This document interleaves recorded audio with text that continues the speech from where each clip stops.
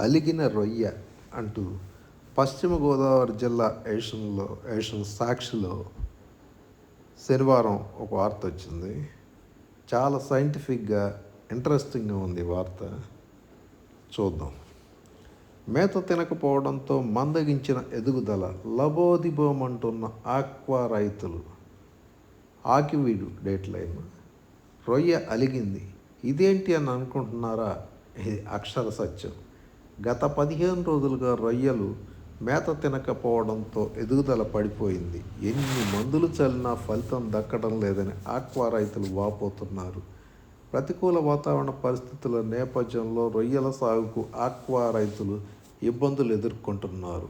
చలిగాలికి తోడు మబ్బులు, చిరుజల్లులు, వాతావరణంతో తేమ శాతం పెరిగింది. దీంతో రొయ్యలకు సక్రమంగా ఆక్సిజన్ అందటం లేదు. ప్రతి క్షణం ఏరియేటర్లు తిరుగుతున్నప్పటికీ ఫలితం ఉండటం లేదని రైతులు వాపోతున్నారు. గత కొన్ని రోజులుగా ఉష్ణోగ్రతలు 23 డిగ్రీలకు పడిపోయింది. ఒక్కోసారి 18 నుంచి 20 డిగ్రీలకు తగ్గిపోతుంది. చల్లటి వాతావరణంలో రొయ్యలు ఉక్కిరిబిక్కిరి అవుతున్నాయి. ఆక్సిజన్ అందకపోవడంతో రొయ్యలకు వ్యాధులు సోకే ప్రమాదం ఉందని రైతులు వాపోతున్నారు. నెల 15 రోజుల నుంచి పెంపకం కొనసాగుతున్న రొయ్యల్లో ఎదుగుదల అంతంత మాత్రమే అంటున్నారు.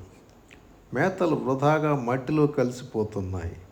200 నుంచి 150 కౌంట్లో ఉన్న రొయ్యలకు వైరస్ సోకితే పట్టేయాలని రైతులు ఆందోళన వ్యక్తం చేస్తున్నారు. పడిపోయిన రొయ్య ధర. వాతావరణ పరిస్థితులు అనుకూలించకపోవడంతో రొయ్యల వ్యాపారులు ధరలను ఒక్కసారిగా తగ్గించి వేశారని రైతులు వాపోతున్నారు.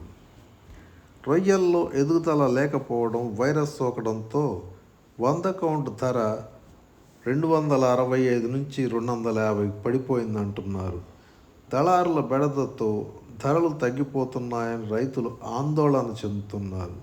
వ్యాపారులు, దళారులు ఇష్టానుసారం ధరలు పెంచుతూ నిలకడ లేకుండా రైతులను తిప్పలు పెడుతున్నారని ఆవేదన వ్యక్తం చేస్తున్నారు. అలిగిన రొయ్య వార్తకు జతగా ఒక 2 ఫోటోలు వేశారు. రొయ్యల చెరువులో తిరుగుతున్న ఏరియేటర్లు అదొక ఫోటో. రెండో ఫోటో ట్రేలర్లో రొయ్యలు, పట్టుబడి చేసిన రొయ్యలు అని చెప్పి క్యాప్షన్ ఇస్తూ ఉన్నారు. ఇదండి వార్త.